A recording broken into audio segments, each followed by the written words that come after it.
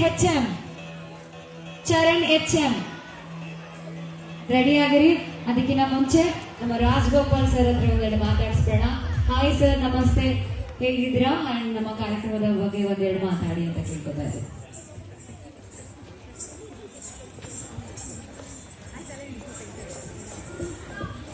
ಪ್ರಥಮವಾಗಿ ಕಲಾ ಸರಸ್ವತಿಗೆ ನಮಸ್ಕಾರಗಳನ್ನು ಸಲ್ಲಿಸುತ್ತಾ, ಆತ್ಮೀಯರೇ, ಇವತ್ತು ಶ್ರೀಕೃಷ್ಣ ಜನ್ಮಾಷ್ಟಮಿ. ಇವತ್ತು ಈ ಕಾರ್ಯಕ್ರಮವನ್ನ ಬಹಳ ಪುಣ್ಯದ ದಿನ. ಇವತ್ತು ಪೋಷಕರಿಗೆ ಒಂದು ಕಿವಿ ಮಾತು ಹೇಳಲಿಕ್ಕೆ ಇಚ್ಛೆ ಪಡ್ತೇನೆ. ಏನು ಇವತ್ತು ಆರ್ಗನೈಸ್ ಮಾಡಿದ್ದಾರೆ RV ಈವೆಂಟ್ಸ್ ಅಂಡ್ ಪ್ಲಾನರ್ಸ್. ಇವತ್ತು ಮಹತ್ವದ ದಿನ, ಗೋಕುಲಾಷ್ಟಮಿ. ಬಹಳ ಒಳ್ಳೆಯ ದಿನವಾಗಿ ಇವತ್ತು ನಿಮ್ಮ ಮಕ್ಕಳು ಇಲ್ಲಿ ಪರ್ಫಾರ್ಮೆನ್ಸ್ ಮಾಡಿರೋದು ಇತಿಹಾಸದಲ್ಲಿ ಉಳಿಯುತ್ತೆ.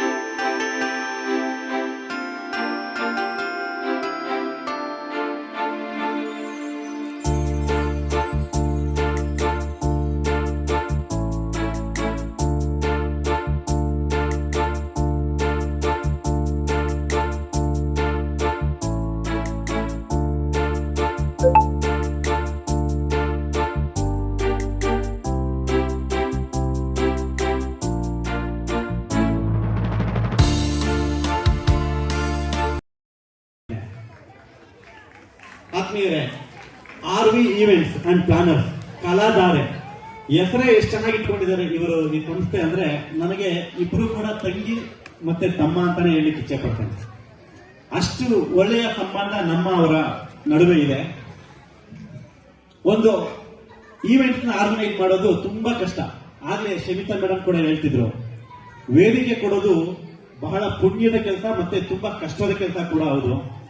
ನಿಮ್ಮ ಮಕ್ಕಳು ಈ ಒಂದು ವೇದಿಕೆಯಲ್ಲಿ ಏನು ಇವತ್ತು ಬಂದು ಪರ್ಫಾರ್ಮೆನ್ಸ್ ಮಾಡಿದ್ದಾರೆ, ಅವರು ಯಾವ ರೀತಿ ಪ್ರತಿಭೆ ಮುಂದೆ ಎಲ್ಲಿ ಹೋಗಿ ಯಾವ ರೀತಿ ಬೆಳೆದು ಎಲ್ಲಿ ಉತ್ತಮವಾದ ಪರ್ಫಾರ್ಮೆನ್ಸ್ ಅನ್ನು ನೋಡಿ ನಿಮ್ಮ ಕುಟುಂಬಕ್ಕೆ ಮತ್ತೆ ಈ ರಾಷ್ಟ್ರಕ್ಕೆ ಹೆಸರು ತಂದು ಕೊಡ್ತಾರೆ ಗೊತ್ತಿಲ್ಲ. ಆ ಉಜ್ವಲ ಭವಿಷ್ಯ ನಿಮ್ಮೆಲ್ಲರ ಇವತ್ತೇನು ಈ ಒಂದು ಪರ್ಫಾರ್ಮೆನ್ಸ್ ಮಾಡಿದಂತ ಮಕ್ಕಳಿಗೆ ತರಲಿ ಅಂತ ಇಚ್ಛೆ ಪಡ್ತೇನೆ.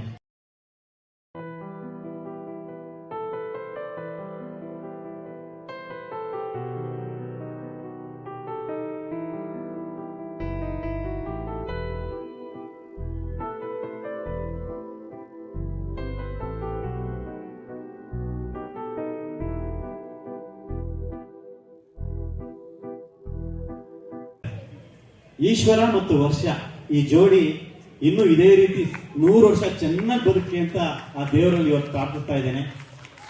ಕಲಾಧಾರೆ, ಕಲೆಯನ್ನ ಈ ಮಕ್ಕಳಿಗೆ ದಾರಿ ಎರಿತಾ ಇರೋದೇ ಅವರ ಪುಣ್ಯದ ಕೆಲಸ.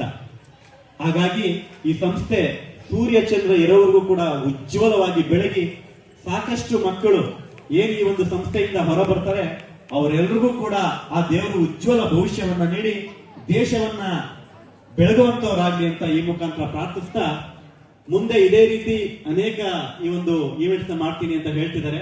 ಆ ಒಂದು ಈವೆಂಟ್ಸ್ ಇದೇ ರೀತಿ ಒಳ್ಳೆ ಹೆಸರನ್ನ ಮಾಡಲಿ ಅಂತ ದೇವರನ್ನು ಮತ್ತೊಮ್ಮೆ ಪ್ರಾರ್ಥಿಸ್ತಾ, ಆಂಕರ್ ತುಂಬಾ ಚೆನ್ನಾಗಿ ಬೆಳಗ್ಗೆಯಿಂದ ಮಾಡಿದ್ದೀರಮ್ಮ, ತಮಗೂ ಕೂಡ ಧನ್ಯವಾದಗಳು. Deepa, thank you. ಇಲ್ಲಿ ಬಂದಿರ್ತಕ್ಕಂಥ ಎಲ್ಲ ಏನು ವಿದ್ಯಾರ್ಥಿಗಳು, ಕಲಾವಿದರು ಎಲ್ಲರೂ ಕೂಡ ನಮ್ಮ ಲಗ್ಗೆರೆಯವರೇ, ಮತ್ತೆ ಪೋಷಕರು ಎಲ್ಲರೂ ಕೂಡ ನಮ್ಮ ಲಗ್ಗೆರೆಯವರೇ.